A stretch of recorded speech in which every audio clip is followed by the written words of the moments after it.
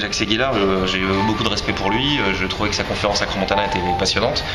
C'est sûr que quand il parle d'Internet, voilà, c'est autre chose. Mais chacun son truc. Hein.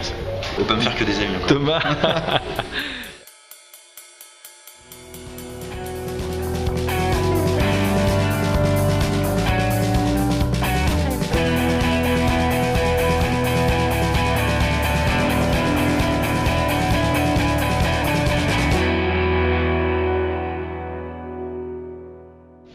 Bonjour Thomas Jamet. Bonjour.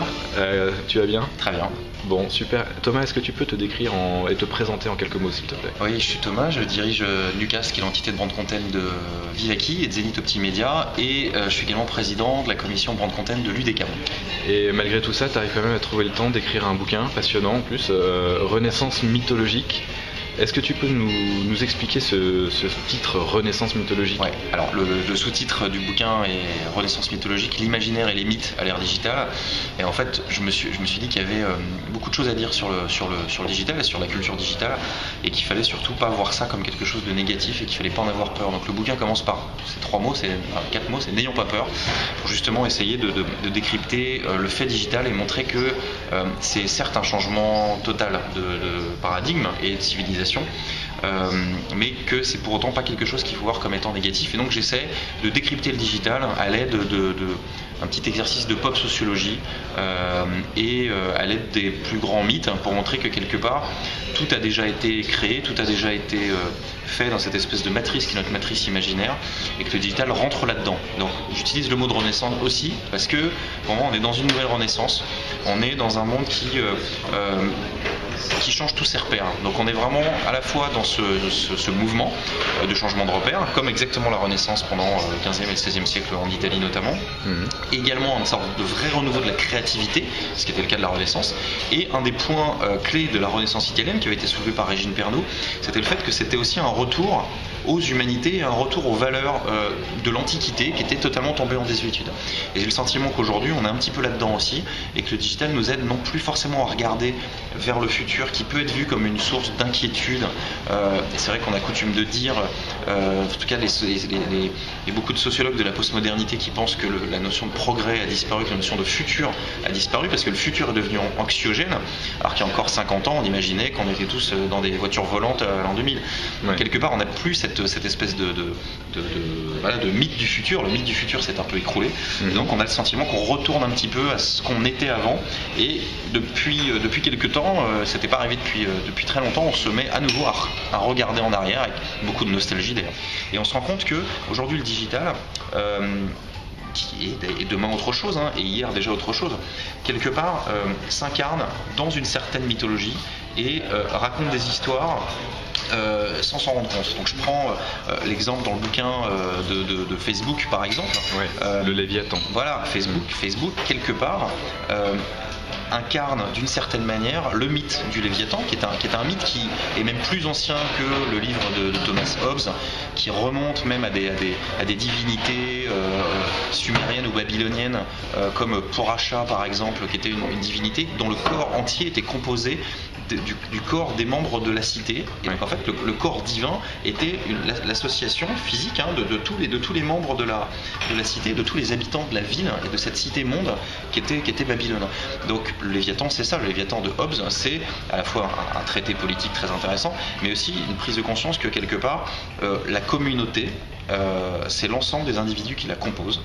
Et quelque part on se rend compte que Facebook, d'une certaine manière, même si évidemment il faut prendre avec des pincettes, mais c'est cet exercice de pop sociologie, de décryptage que je fais, représente un ensemble politique. Et donc s'inscrit dans cette espèce de mythologie du grand tout qui existe depuis la nuit des temps. Et depuis la nuit des temps, l'homme, qui est un animal politique, a voulu se rapprocher des autres, et quelque part cette tribu originelle qui est la cité, qui est la structure nucléaire, même familiale, etc., se recompose de manière plus amicale et digitale avec les réseaux sociaux. Et donc, même quand on définit ce qu'est un État, ce qu'est un fait politique, la res publica, la République, c'est la chose commune. Aujourd'hui, la chose la plus commune au monde, c'est Facebook.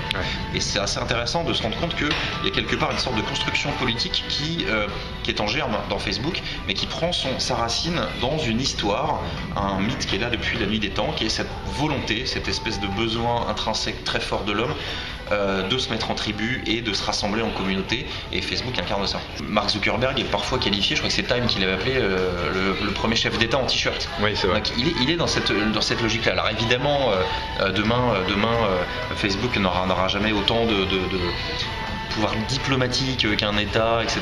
Néanmoins, en termes de pouvoir d'influence sur la vie des gens, aujourd'hui Facebook a un pouvoir très important, et je suis persuadé que demain on pourrait tout à fait imaginer une sorte pourquoi pas, de service social sur Facebook qui pourrait nous aider dans des démarches administratives. Qui pourrait se substituer finalement. Parce qu'en fait sur Facebook vous avez, on a quasiment toutes nos vies sur Facebook, on le voit encore avec Timeline. Peut-être que ce serait une innovation intéressante pour Facebook, je dis n'importe quoi, mais d'aller dans cette dimension de service quelque part. Et ils vont le développer avec le social commerce, etc., une dimension marchande, mais pourquoi pas avoir son passeport électronique sur Facebook, pourquoi pas signer des papiers administratif avec son profil Facebook, pourquoi ça ne remplacerait pas la carte d'identité quelque part? Alors évidemment, les États ne laisseront pas échapper ça complètement à leur contrôle, mais il y a en germe cette espèce de potentiel énorme qu'a Facebook en termes de potentiel politique. Voilà. En revanche, je ne crois pas du tout que les révolutions arabes ont été, même si ça a évidemment aidé, mais ont été un outil.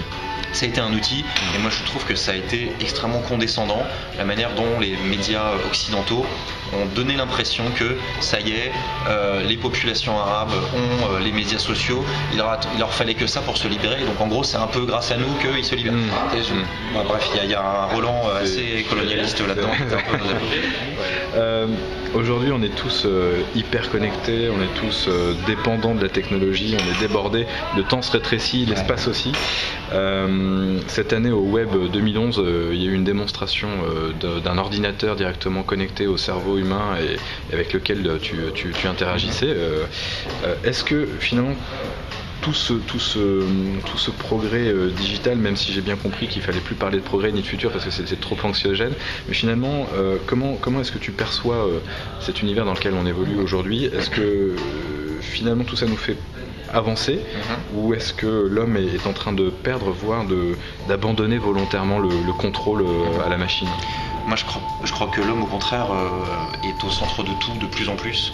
Je ne fais pas partie de ceux qui pensent que l'homme est dépassé. Certes, on ressent une certaine fatigue justement à cause du fait digital, parce que ça va vite, ça va très vite, peut-être que ça va trop vite, et peut-être qu'à un moment donné il faudra un peu mettre le haut là et donc l'obsolescence de l'homme dont tu parles dans ta conclusion, c'est pas ta théorie. Non, moi c'est pas ma théorie. Je cite cette théorie parce que c'est la théorie des transhumanistes et des posthumanistes qui disent que l'humain est dépassé et que l'humain ne peut être complété qu'avec l'aide de la machine, et que quelque part on est déjà obsolète et qu'on est déjà terminé.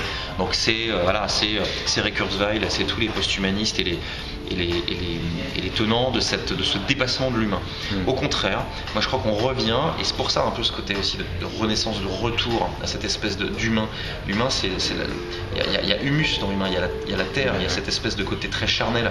Et le sentiment qu'à la fois les réseaux sociaux nous font encore plus communiquer qu'avant. Alors certains disent que c'est virtuel, c'est faux, c'est pas virtuel. Le virtuel n'a vraiment jamais existé quelque part. Même dans la définition de virtuel, dans la scolastique, virtus c'est ce qui est potentiellement activable, donc c'est ce qui est à portée de main. Donc le virtuel c'est ce qui est à portée de main. Et on le voit avec aujourd'hui le ressenti qu'on peut avoir quand on voilà, même on parle de réalité augmentée. Ben, je pense qu'aujourd'hui, on peut surtout parler d'humanité augmentée. Humanité augmentée avec l'apport des réseaux sociaux qui nous permettent de communiquer plus, qui nous permettent aussi de nous rassembler plus. Il n'y a jamais eu autant de flash mobs, de rassemblements, de concerts, de grands-messes sportives. On est dans le retour de l'humain, on est dans le retour du groupe, on est dans le retour de la foule aussi. Et ça, c'est pas les robots qui l'apportent. Donc moi je ne crois pas du tout qu'on va demain être obsolète et remplacé par des machines. En revanche, je crois que l'humain va se transcender, voilà, s'améliorer quelque part. Et moi je pense qu'on en est qu'au début de cette amélioration, de cette augmentation de nos capacités grâce aux technologies, c'est certain. Il y a un auteur que j'aime beaucoup qui est Maurice Dantec qui dit finalement aujourd'hui nous ne sommes que des chimpanzés qui jouent avec des machines à écrire. Et c'est le cas, on est au début de notre évolution, on sait très bien que les capacités du cerveau humain sont colossales, on sait très bien qu'on n'en est qu'au début, faut se rappeler qu'il y a 10 ans, il n'y avait pas le mobile, il n'y avait pas les réseaux sociaux, il n'y avait pas Internet comme on le connaît aujourd'hui, c'était le début de quelque chose, c'est allé avec une rapidité complètement dingue. Grâce notamment à des firmes comme Apple qui ont su simplifier, démocratiser. Donc on se rend compte qu'on en est qu'au début de ces technologies-là. Et j'ai le sentiment que c'est l'humain qui est au cœur, c'est pas la machine. Merci Thomas, et à très bientôt j'espère pour un prochain bouquin. Merci.